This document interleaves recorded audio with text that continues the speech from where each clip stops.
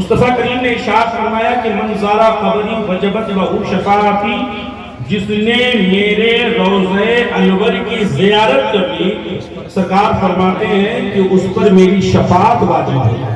بے شک، سبحان اللہ۔ بس انشاءاللہ العزیز 10:30 سے پونے 11 ہونے نہیں دوں گا، 10:30 بجے صلاۃ و سلام ہم سب پڑھ لیں گے، اس کے بعد آگے کا جو کام ہے وہ کام کیے جائیں گے۔ میں آپ کو بتاؤں کہ رشک فردوس بری، رشک فردوس بری، عرش کے زینے کی ہوا، رشک فردوس بری، عرش کے زینے کی ہوا،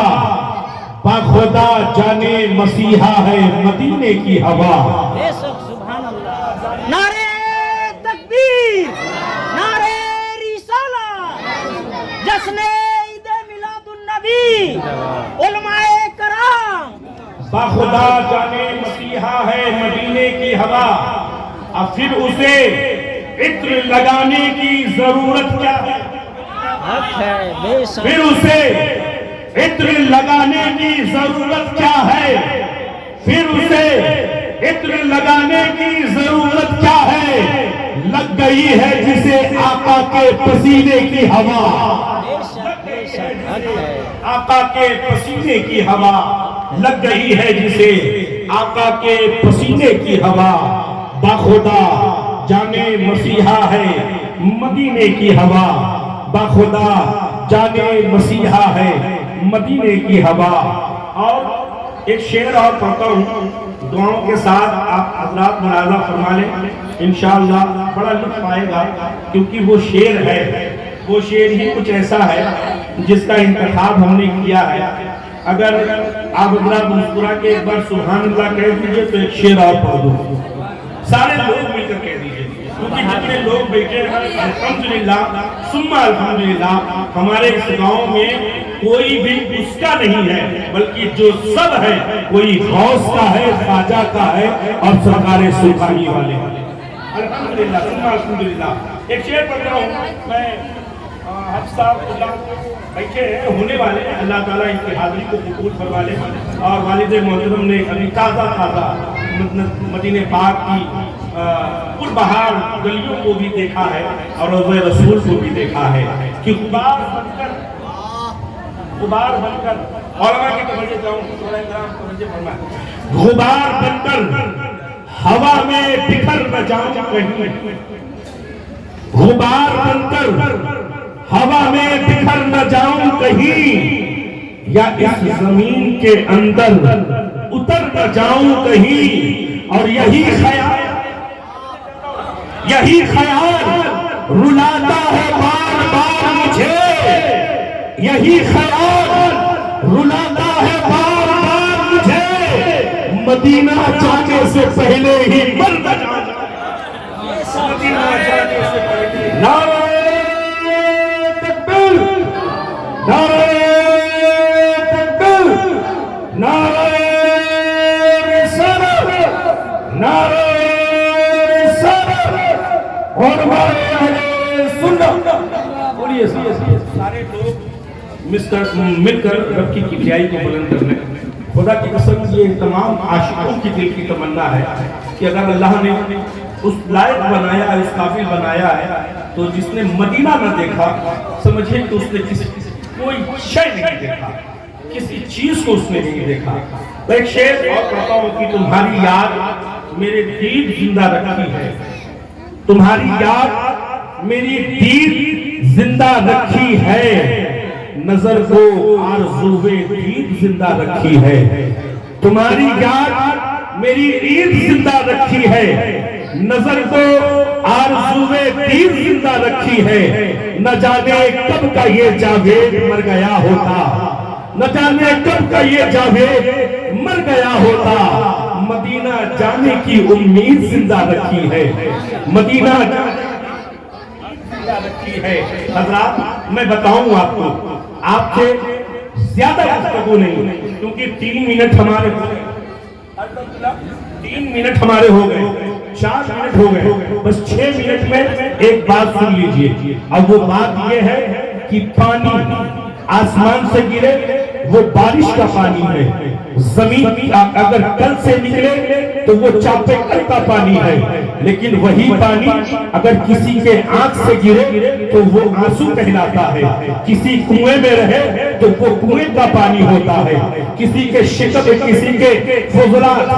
سے نکلے تو وہ پیشاب کہلاتا ہے، لیکن وہی پانی جب شبنم کے قطروں کی طرح گرے کسی پھول پر گرے تو وہ شبنم کا پانی ہو۔ آپ پانی پیتے ضرور ہیں، مادھو پور کا پانی تو پانی ہے، کیسری کا پانی تو پانی ہے، ہر پانی اپنی اپنی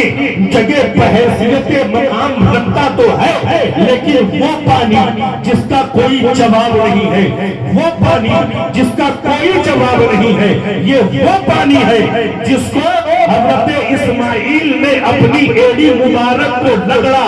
جب ایڑی کو پٹکنا تھا، زمزم کا نکلنا تھا، تمام پانی کو اگر ہم پیے تو حکم ہے کہ بیٹھ کر پیا جائے، لیکن جب زمزم پیئیں گے، جب زمزم کو پیئیں گے تو بیٹھ کر نہیں پیا جائے گا بلکہ کھڑے ہو کر اور اس کو پیا جائے گا۔ پینے کے ساتھ ساتھ جس نیت سے پیے، جس ارادے سے پیے، جس مقصد سے پیے، اللہ اس مقصد میں بھی کامیابی عطا کرتا ہے، اس ارادے کو بھی۔ پانی ہے، آنکھوں سے نکلے تو وہ پانی ہے۔ مصطفیٰ کریم کی ایک حدیث پڑھتا ہوں، ہاں سبحان اللہ ماشاءاللہ، باران رحمت تو ہے، لیکن وہ جو پانی نبی کے انگشت مبارک سے، جو پانی نبی کے انگشت مبارک سے نکلے جس کو چشم رحمت کہا جاتا ہے، اور وہ پانی ایسا ہے کہ اگر ابو بکر پیے صداقت کے تاجدار ہوئے، عدالت پیے عثمان غنی پیے سخاوت کے تاجدار ہوئے، مولا علی پیے شجاعت کے تاجدار ہوئے۔ اور یہی وجہ ہے کہ شاعر مشرق نے کہا کہ کی محمد سے وفا، تو نے تو ہم تیرے ہیں، یہ جہاں چیز ہے کیا لوگوں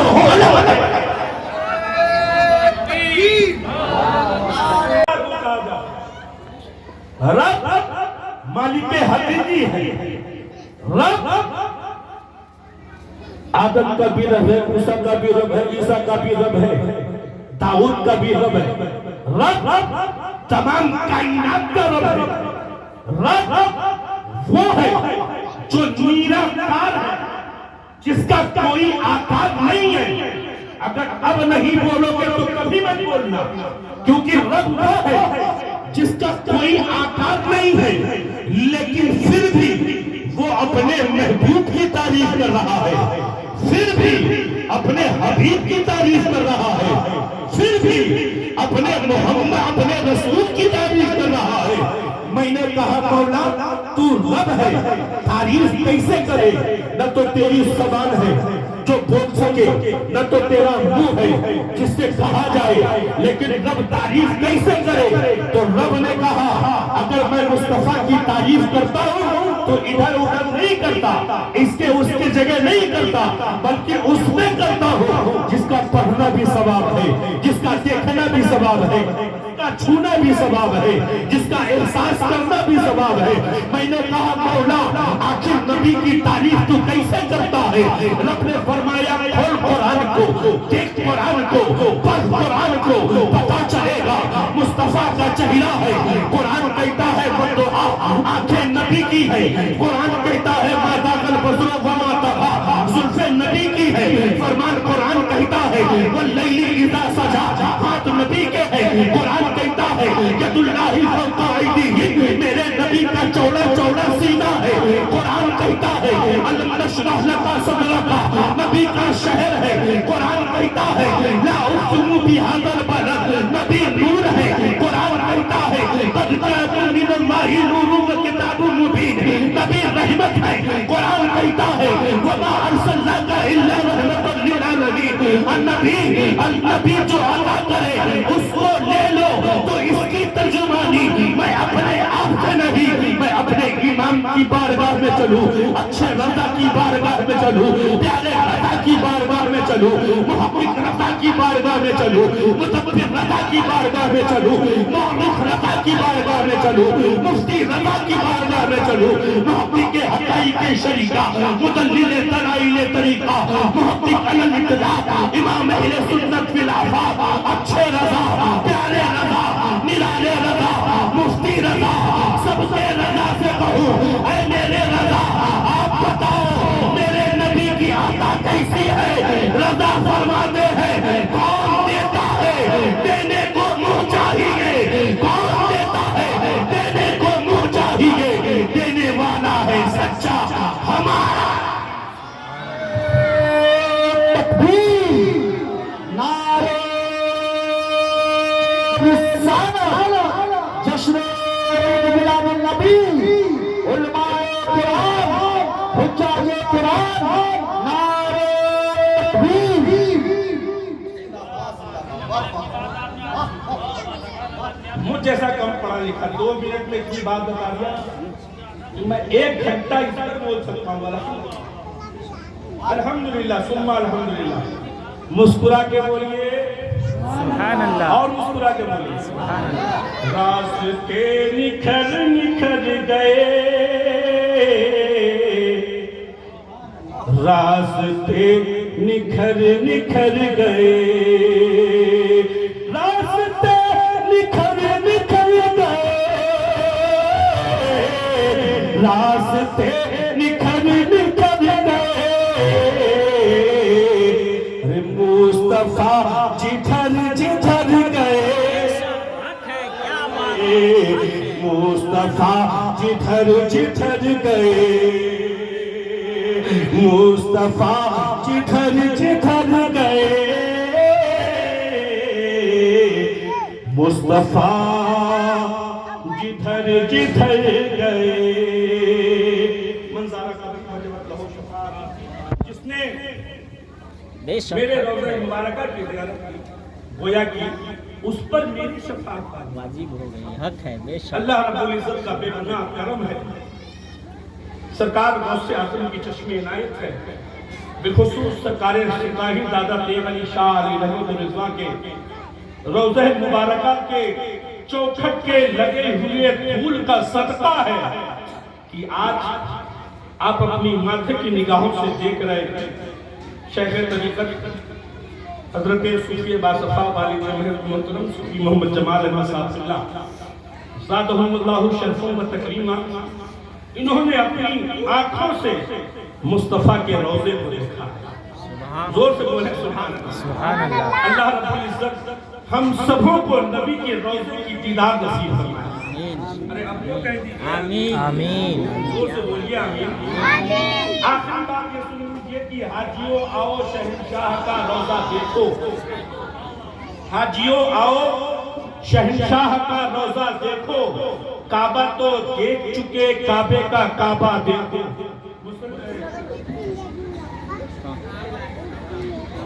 حاجیوں آؤ شہنشاہ روضہ دیکھو کعبہ تو دیکھ چکے کعبہ تو دیکھ چکے کعبے کا کعبہ دیکھو کعبہ تو دیکھ چکے کعبے کا کعبہ دیکھو حاجیوں آؤ ابھی اچھا کلام پڑھا تھا کہ کیا بتاؤں کہ کیا مدینہ ہے بہت اچھا پڑھا تھا ماشاءاللہ کیا بتاؤں کہ کیا ارے بولیے نا بھائی کیا مدینہ ہے زور سے بولیے کیا بتاؤں کہ کیا مدینہ ہے مدینہ ہے میں نے اس پہ ایک گرہ لگائی ہے اور وہ یہ ہے کہ ہر مرض کی دوا مدینہ ہے کیا بتاؤں کہ کیا مدینہ ہے ہر مرض کی دوا مدینہ ہے ہر مرض کی دوا مدینہ ہے زور سے بولے ہر مرض کی دوا مدینہ ہے ہر مرض کی دوا مدینہ ہے مدینہ ہے کیا بتاؤں کہ کیا مدینہ ہے خدا کی قسم اگر اللہ نے حیات دی انشاءاللہ العزیز دعا فرمائے 11ویں شریف کے بعد یہ فقیر بغداد بغداد شریف نجف اشرف کربلا معلّہ کعبہ اس کے بعد مدینہ انشاءاللہ حاضر ہوگا بس دعاؤں کا تعلق ہوں کہ آپ دعا فرما دیں کہ یہ فقیر بارگاہ غوث میں حاضری دے دیں کیونکہ میری دیرینہ تمنا یہی ہے میں یہی کہتا ہوں کہ بارگاہ جیلہ میں کاش من چلا جائے بارگاہ جیلہ میں کاش من چلا جائے قادری دیوانہ ہے پیارے غوث اعظم کا